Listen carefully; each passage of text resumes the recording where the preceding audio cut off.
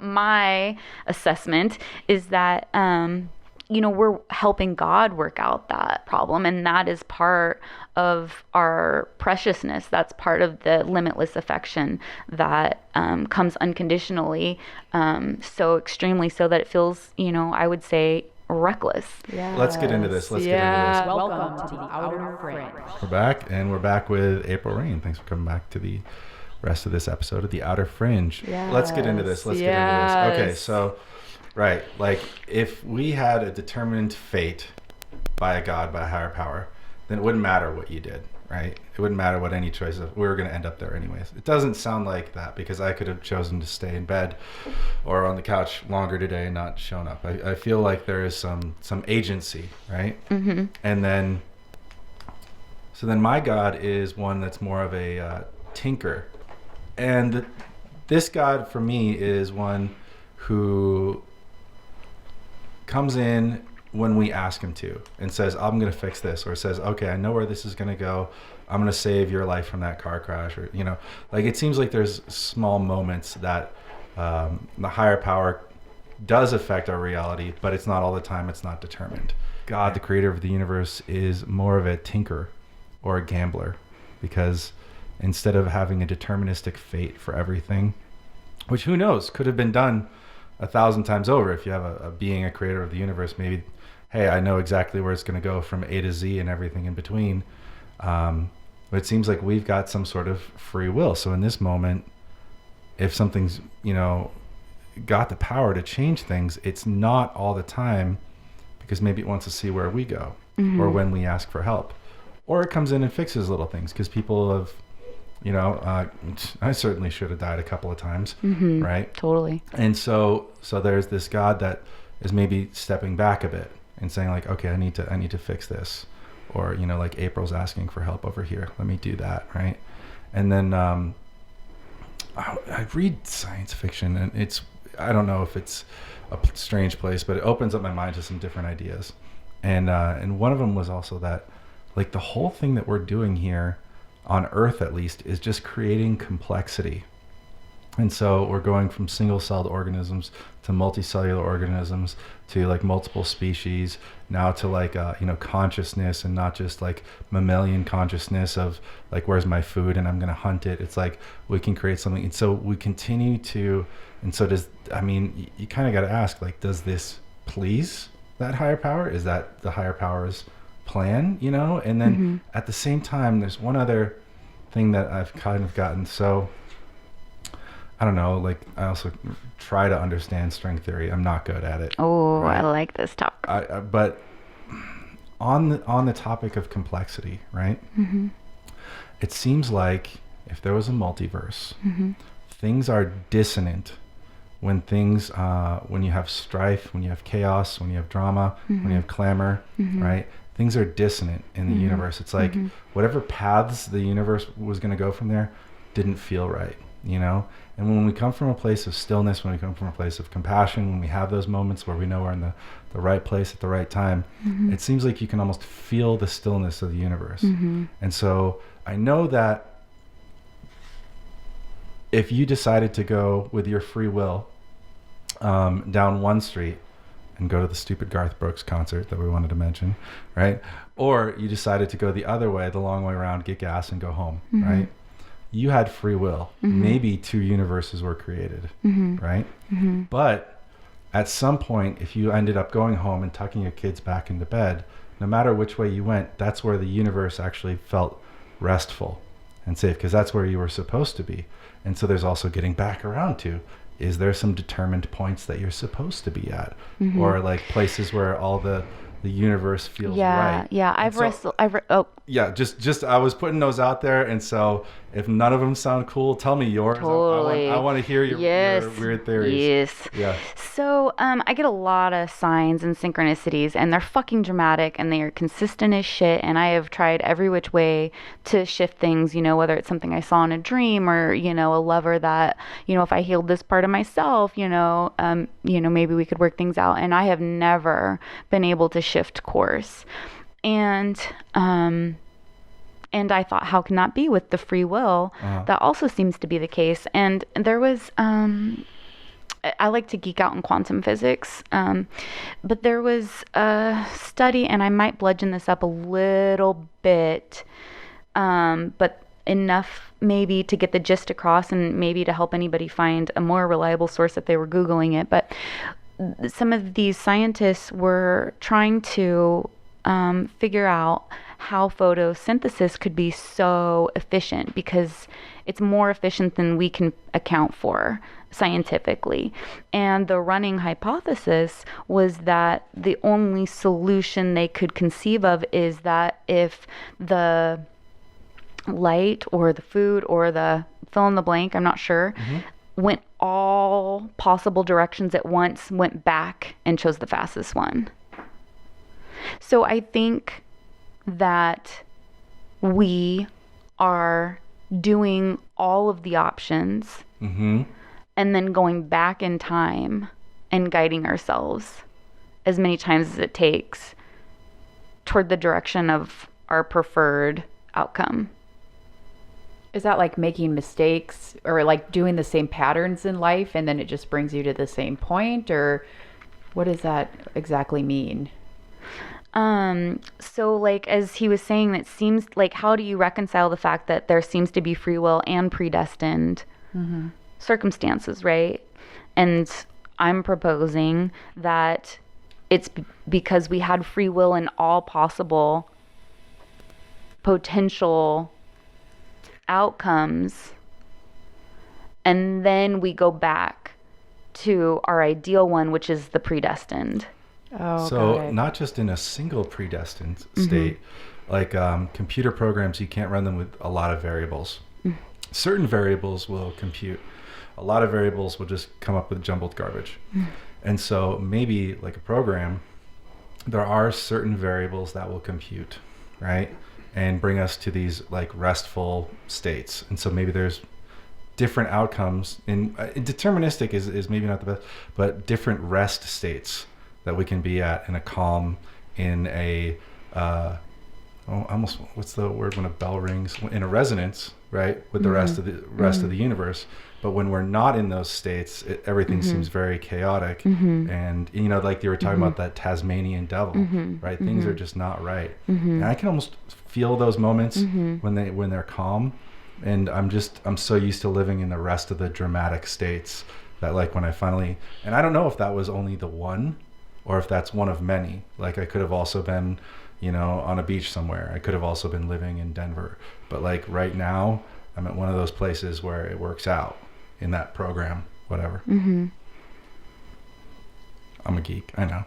I think I hear what you're saying. I think I understand. Yeah. So I don't know. I have a lot of different thoughts about it because I end up thinking about what is the actual universe? Right? A place to play, to pass eternity by. Just to play? Is it one of many? I think it's limitless. Yeah. And I think that ultimately we solve God's problem of eternal loneliness by realizing from our unconscious state that we are alone, but we're in love with ourselves as we become conscious and recognize that. Like a narcissus, or? Well, I think the telltale sign of a narcissist isn't so much that they are self-gloating as much as they have a complete inability to take responsibility for themselves, and that's a much more telltale sign. Oh, it's me all over, complete. Yeah. Have a tough time making adjustments from mistakes. Oh, absolutely. Yeah. I am 38 and still a kid. Yeah, just a defense mechanism. We all love our narcissists. We just gotta not let them bleed us dry. So there was another idea that, Big Bang Theory, right, all came from a single point of, you know, energy and mass. And so, but then why hasn't it been the expansion of the balloon and then the contraction of the balloon, you know, in through that single point, and the expansion of the balloon and the contraction. So this might just be another iteration, right? And so that's, again, like this, another running of the program, another, like, whoever's doing it outside of it, if something did have that power, is this just, you know, 1001 or 1002? I would think so. You know what I mean? Living and dying is is a fun, way to pretend, eternal loneliness isn't the essential reality of our existence. Ooh. Yeah. Is that some Buddhism right there? I don't know. Have you ever read any of Michael Newton's books? Mm-mm. So he wrote this book called Journey of Souls, and he was a hypnotherapist, and I think he was in practice for like 40 years before he wrote this series of books. And it was all about case studies of different people where he was able to get them to where we go in the spirit world, like when we cross over. Mm-hmm. And a lot of it kind of ties in with what you're saying. I mean, that we have like soul cluster groups. We come here to experience duality. We come here to kind of experience like we actually have certain missions. Like when we come to Earth and incarnate, we pick out the life we're going to live, and we're supposed to experience certain things. Mm-hmm. And then if we don't end up succeeding, or not even succeeding, but if we don't end up learning or growing from that experience, we have to come back sometimes. The first thing that comes up to me that I listening to that is that that earlier friend I was mentioning about that had crossed over. We had a circle of friends, and every year we would take turns going camping in one of each other's states annually for like a decade. And at the last one before she passed away, there was an opportunity for us to have taken a ride on the river together, and our husbands took over the opportunity, as they often do, and I didn't advocate for that for myself, and I felt like that was the last time we would have all been together, and that missed opportunity was just all the grief with that was shaking me to my core, like that sense of lost opportunity. And in meditation, I just had this complete awareness that was not at all a lost opportunity. And I didn't understand how, and I didn't understand why, but I had complete peace that I would be able to remedy that. Mm-hmm. So I don't know if we check out timelines like library books, and not sure. Right. So I have some weird beliefs. Like I'm super into aliens.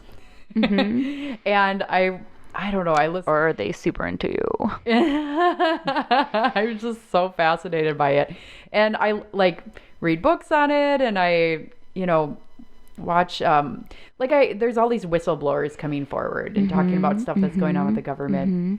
And you can answer these questions or not. If you want to shut me I down. will. I love it. But yeah, I'm just really curious. Like, I've been hearing things about how we have like inner Earth, like a whole civilization. Absolutely. And I believe that. Yeah. Mm-hmm. Well, you know what? Let me back that up. I don't know for fucking sure. What I do know is my assessments of like a lot of the visions I see in my mind before I see them outside of myself. So I'm not like a well-read, researched individual, but I in meditation might see something that I later see on the tail end of a Gaia commercial talking about, the inner world. It's Gaia again. It's Gaia. Yeah, or like I'll see a lion being in my mind eye before I see it, on a tarot deck that outside of myself when I never even heard of such a thing. So, I mean, ultimately what I deduct from that is just, it's still a mystery. Yeah. I'm just trying my best to make sense of my personal experiences. But it goes against science because, Brian and I were talking about this, like, how scientists explain how our Earth is created and all these things. So what is your take on science versus these other thoughts of what reality is? Like, do you think science is just one tiny, small part of like one explanation for things? Do you think there's things that go beyond the realms of science? I think that everything that I experience is 150% scientific. I think they hold hands fantastically. And if we aren't able to thread that together yet, it's because, it's premature in our ability to make sense of it. No, so I don't think anything is extra, supernatural, if you will. I don't believe that. That's what I was kind of like. I kind of look at it. Have you ever heard of like us trying to understand the universe, or us trying to understand God is like a dog trying to understand where we go during the day when we leave? Mm-hmm. I feel like we're we're still at this point where we're still babies with what we've discovered. Do you believe that? Yeah, absolutely. Absolutely. Like we're not limited by our bodies. We can astral travel. We can travel interdimensionally. We can travel into each other's dream spaces. We're not bound by being alive or dying to communicate. Like the realities that we have yet to integrate into our general awareness that we have documented that's what fucking blows my mind. Yeah, me too. Again, back to the electronics though, like you can thought bomb love and compassion, understanding into the person across from you, right? But most people wouldn't even think of, oh yeah, I've got this big electric brain antenna and they've got this big electric brain antenna, and if we could scientifically prove it a little bit more, there's probably some interaction there, right? Instead of, we've got, and it's like Elon Musk's like next big project, he's going to put a little chip in the brain, right? Or he's the latest one to talk about it. And then you're going to have a little chip in your brain. So instead of like thought bombing you with love and compassion, I'm just going to send you a little text through my head and be like, are you okay, with a heart, you know? And so we can do other things scientifically, but that'll almost limit us from ever going back and saying, what were we able to do without it? I'm confused at I'm confused as to how that's any different than what we're doing now. Talking on a podcast, sitting here talking face to face. I mean, I think that we already are able to say, how are you, heart? And we just don't trust the validity of our internal world because we're not checking it with each other. That's exactly what I'm actually trying to say, is that we already have this, right? And so people are looking to science for these things that are maybe going to be magic at some point, but we already have it. We're just not looking at what we already have as a species, as interconnected people. I agree. So, I don't know. The whole hollow earth Gaia thing, I actually was showing Sarah these pictures of the molten core of the earth and the magma and the tectonic plates. And I was like, but what happens is an earthquake happens at this point in the earth, and then it has a frequency where it hits this level and bounces back here, and then this level and bounces back here, and this level, and they can time these and they can feel the power of them. And then it also goes down through like to the core of the earth where, the iron center, and it'll bounce off of that to another part of the earth at a certain specific time, and they'll be able to time that and feel the power in exactly the way that it should be. And so I'm like, but physics disproves all of this, because I'm always really into physics, and I want to see what we have. Oh my God, it's also just build on what we. Yeah, well, who fucking knows what kind of variables they are? Like, how do you know it's not interdimensional, or that they can, live over the very physical aspects of what's already there, or that it's not part of the, 96% of black matter that makes up what we perceive things as. Or, I mean, I could go down a million rabbit holes of wild potential. It doesn't, I don't have that's not a problem for me to make room for. We love all the rabbit holes, so any that you would like to go down. There's a reason it's the outer fringe as well. It's not just an unconventional life. Right? Well, it's always being open and questioning things. Like I never take one answer and take it super literal. Like I feel like I know, and this is why Brian and I get in debates, is I question things. And when I hear multiple people talking about, I've been into inner earth, and I've seen advanced civilizations that live underground, and I've seen plants, and I've seen, when there's these people coming out, it's like, maybe there is, not completely going straight to, no, it doesn't tie in with the physics. I just question things, like, I'm a curious person, and I love staying open-minded, and I love, it could just be a molten ball of fire under us and plates, and it could just be that, or maybe there's some truth to this. Who knows? I don't know unless I go into inner earth. I don't know, But that's Yeah. the thing is we take everything so literally, just like there's people that take the news literally. Right. And who's to say that, always the information that you're getting is accurate? Like, how do I know I'm not just tapping into some random, news output, if you will? Like, where is that information coming from? It doesn't come with this like all knowing Right. necessarily, because I see it in my mind's eye. There's nothing about it that appears special until I've seen it outside of myself. Other than just, it having been through trial and error, that I've seen how helpful it was, that it's something I've grown to trust as much as anything.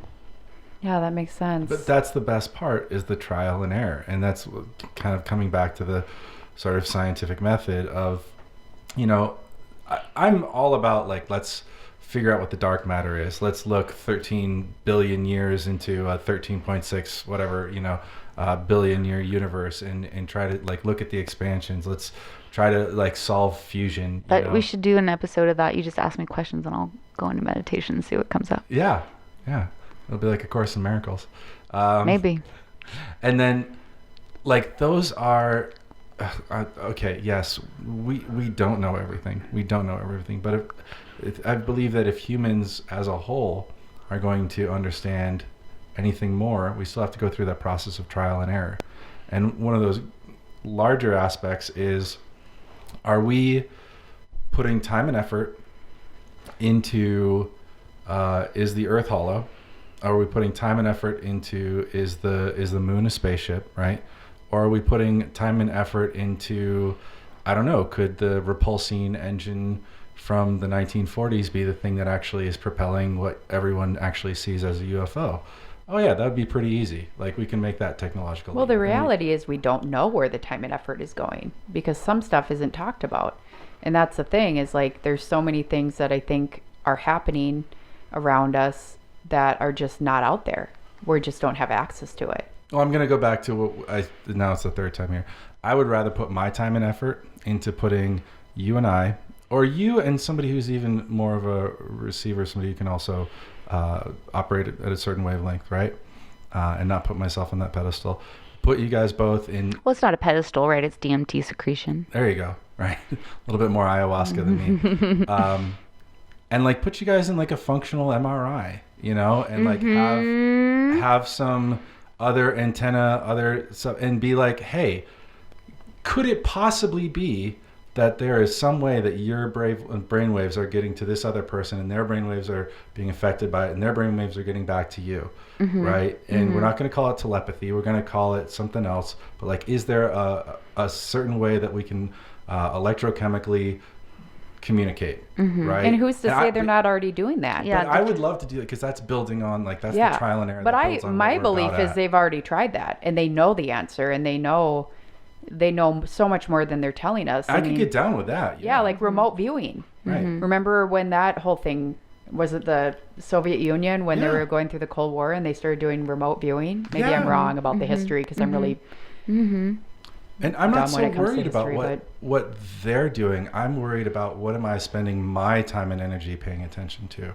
right. I want to pay my time and energy into something that's more, I think, useful, worthwhile, somewhat believable, right? And like, okay, we can understand that these things happen. We can build on that. Once we get to, yes, we've proven that there's brainwaves. It's like, well, how far can they get? You could probably get to the person next door and get into their dream, right? Or Definitively. Or you look at like quantum entanglement, Right. and you and your friend just share the same heart, and you have become entangled in a certain way, and then you can do that across the world. Yeah, I'm going to take it a step further. So, yeah.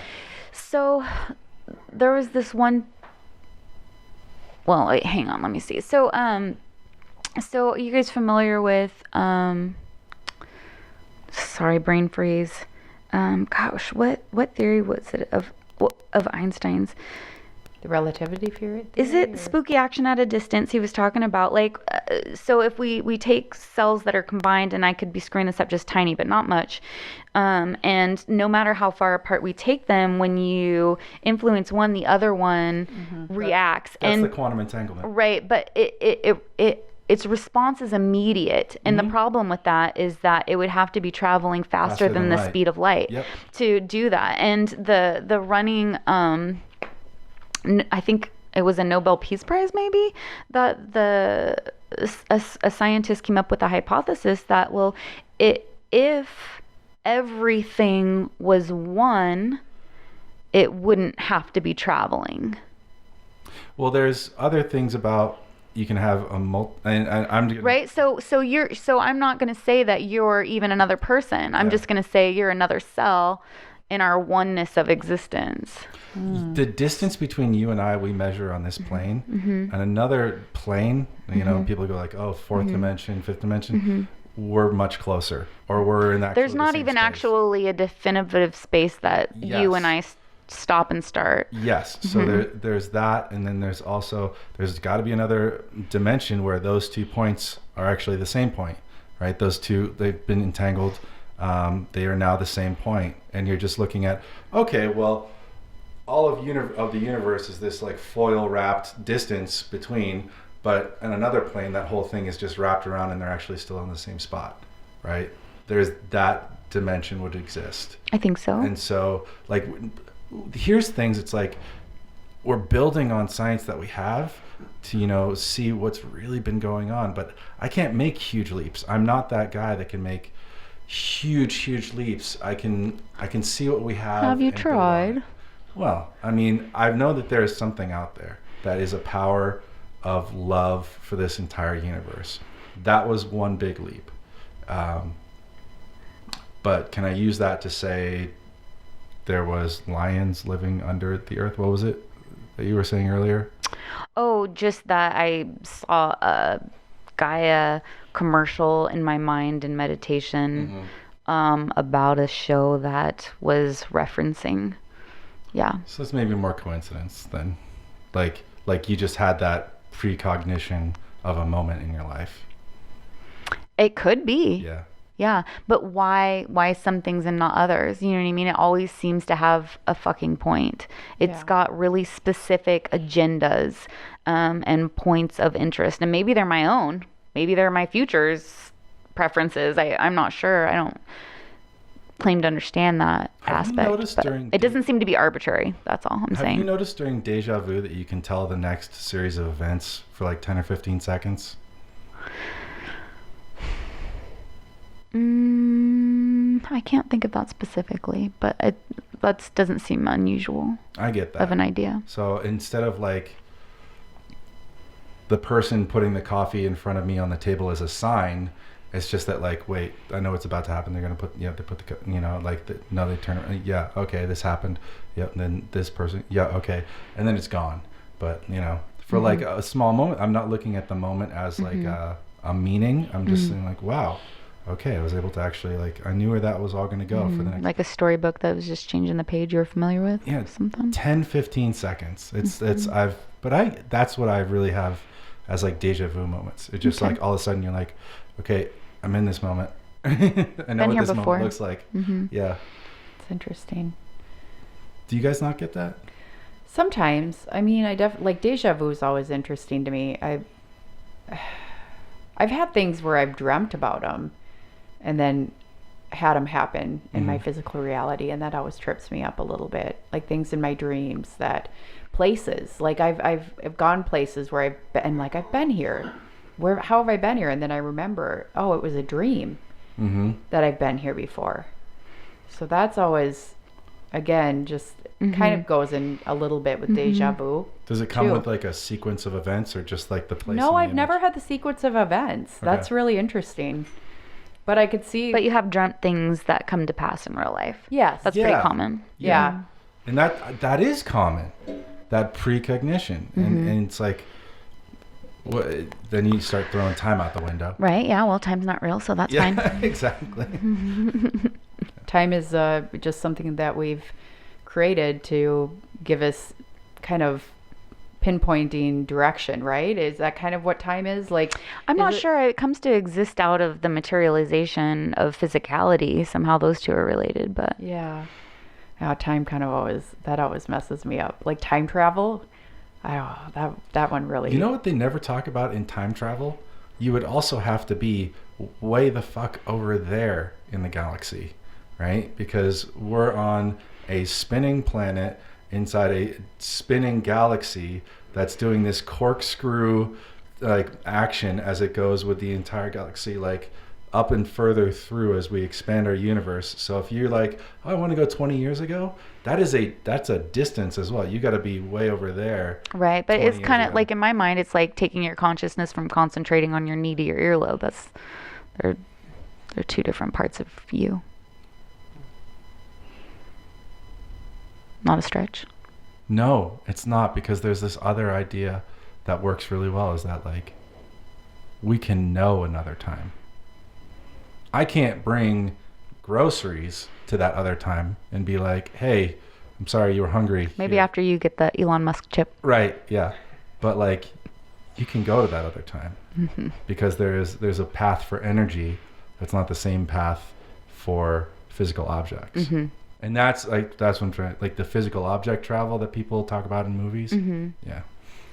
We're doing that. Well, Particles at a time, at least. They're talking about 1 second at a time.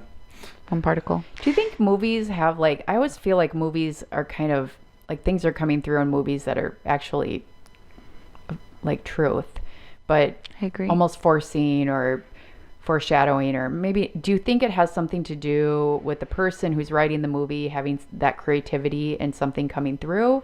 Or like, I always feel like there's just things that these people like when they're making these movies, it's like these are real Idiocracy.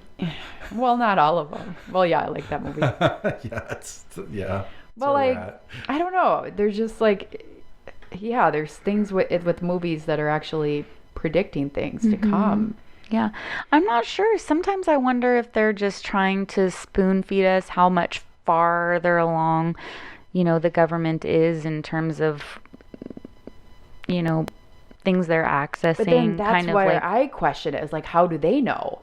How do the people in the film industry know this? I think that I'm going to go conspiracy theories on this. I think it's given to them. I think it's so. fed. I think so too.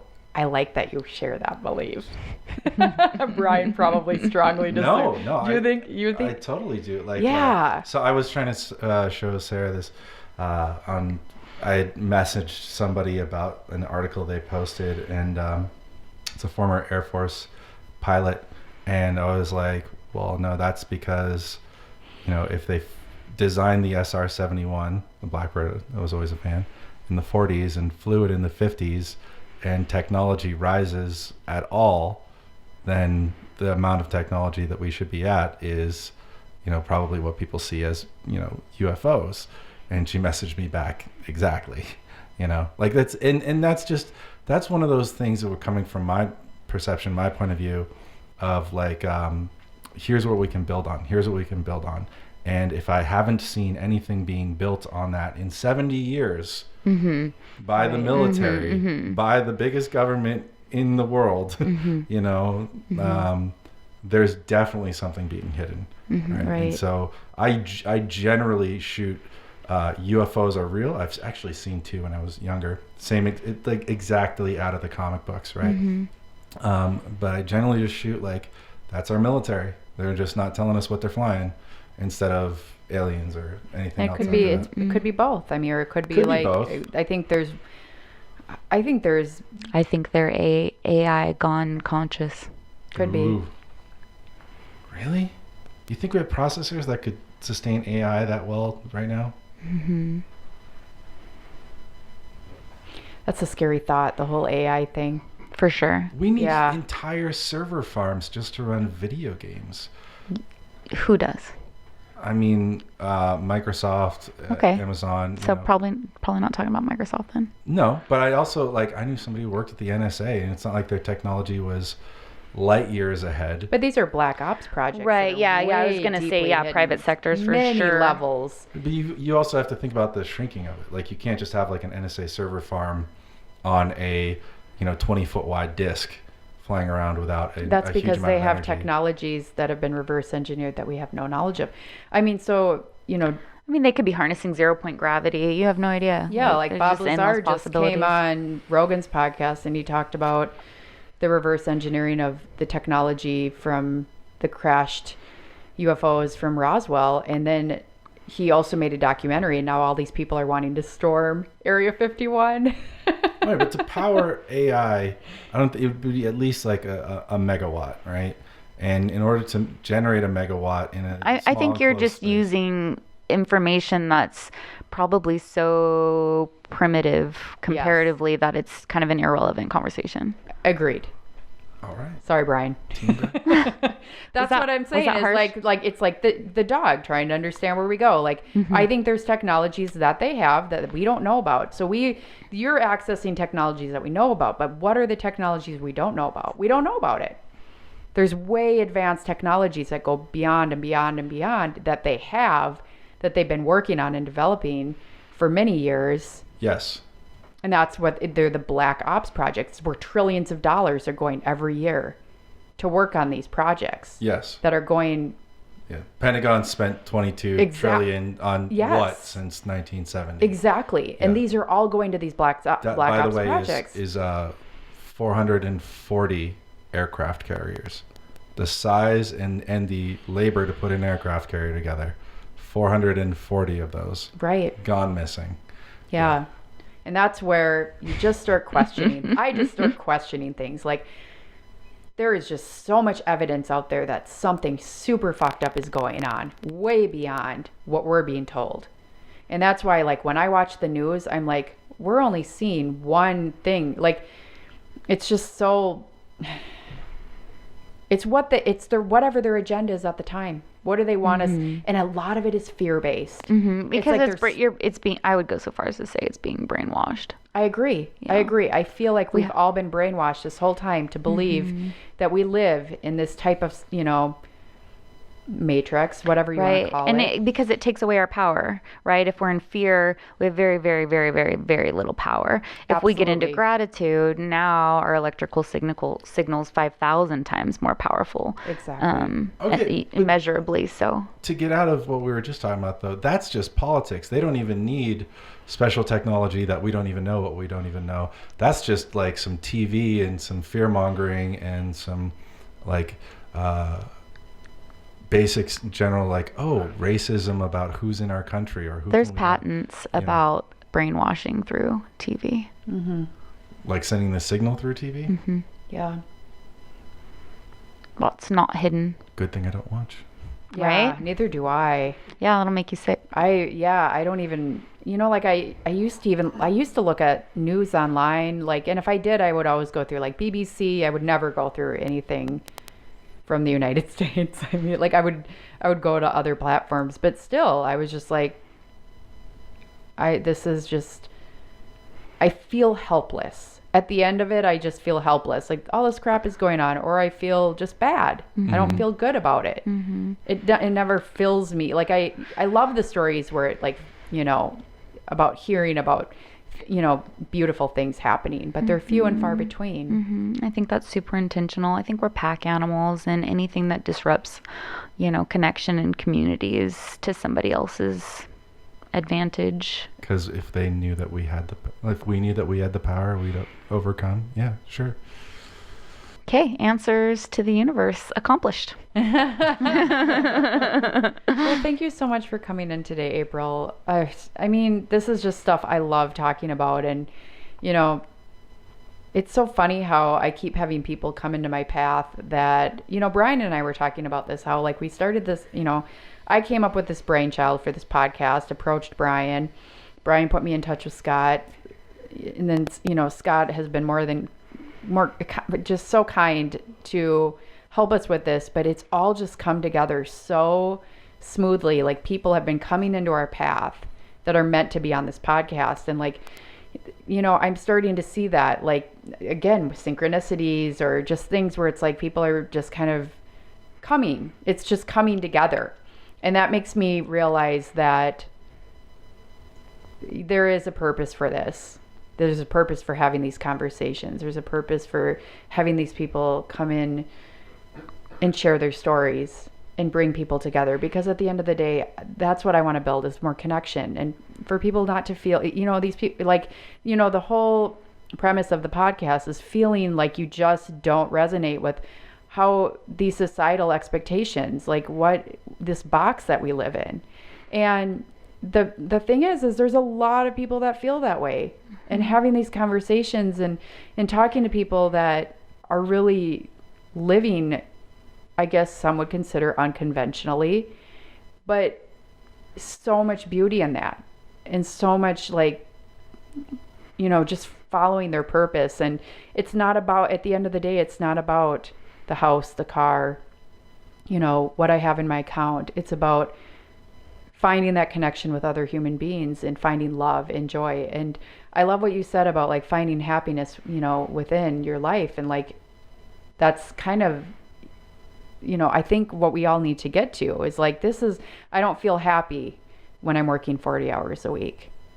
I don't feel happy when I'm being micromanaged. It doesn't feel right. And getting away from that feeling of not feeling good is following a path that sometimes is scary, and overcoming fear. Fear is a big one. And I think a lot of people are crippled by fear, and me being one of them from time, but when I choose to face that fear and redirect it into purpose, that's when the beauty happens. Yeah.